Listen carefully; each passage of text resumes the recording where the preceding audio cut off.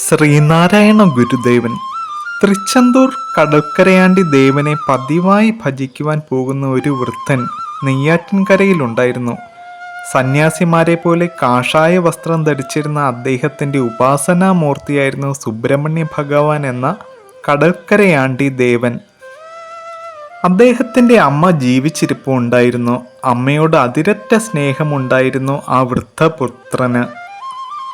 ഒരിക്കൽ ആ വൃദ്ധൻ വാതരോഗത്തെ തുടർന്ന് തിരുവനന്തപുരം ജനറൽ ആശുപത്രിയിൽ കിടപ്പിലായി. ഡോക്ടർ മാധവൻ പിള്ള MLC ആയിരുന്നു അന്ന് അവിടുത്തെ പ്രധാന ഡോക്ടർ. ആയിടെ നെയ്യാറ്റിൻകരയിൽ നിന്നും വന്ന ഒരാൾ ആ വൃദ്ധനെ കണ്ടുപിടിച്ച് അദ്ദേഹത്തിൻ്റെ അമ്മയ്ക്ക് കലശലായ രോഗമാണെന്നും അത്യാസന്ന നിലയിലാണെന്നും അറിയിച്ചു. അമ്മയെ കാണുവാനുള്ള തീവ്രമായ ആഗ്രഹം മൂലം നിലത്തിരുന്ന് ഇഴഞ്ഞു നിരങ്ങിയുമൊക്കെ ആശുപത്രിയുടെ ഗേറ്റ് വരെ എത്തി. ആ നേരത്ത് ഗുരുദേവൻ ശിഷ്യരോടൊത്ത് അതുവഴി വരികയായിരുന്നു. ഗുരുവിനെ കണ്ടപ്പോൾ ആ വൃദ്ധൻ ദയനീയമായി വിളിച്ചു.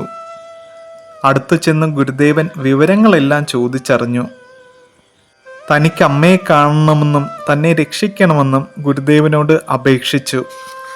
ഓഹോ, അങ്ങനെയാണോ എന്ന് പറഞ്ഞുകൊണ്ട് അനുകമ്പാമൂർത്തിയായ ഗുരുദേവൻ അദ്ദേഹത്തെ സമാധാനിപ്പിച്ചു. എന്നിട്ട് എഴുന്നേറ്റ് നിന്നുകൂടെയോ എന്ന് ചോദിച്ചു.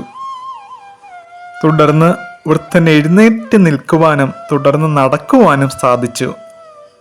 ആ വൃദ്ധൻ പ്രയാസപ്പെട്ടാണെങ്കിലും ആ വടിയും കുത്തി പിടിച്ച് പതുക്കെ നടന്നുപോയി. അദ്ദേഹത്തിനുണ്ടായ വാതരോഗം ക്രമേണ സുഖപ്പെട്ടു വന്നു.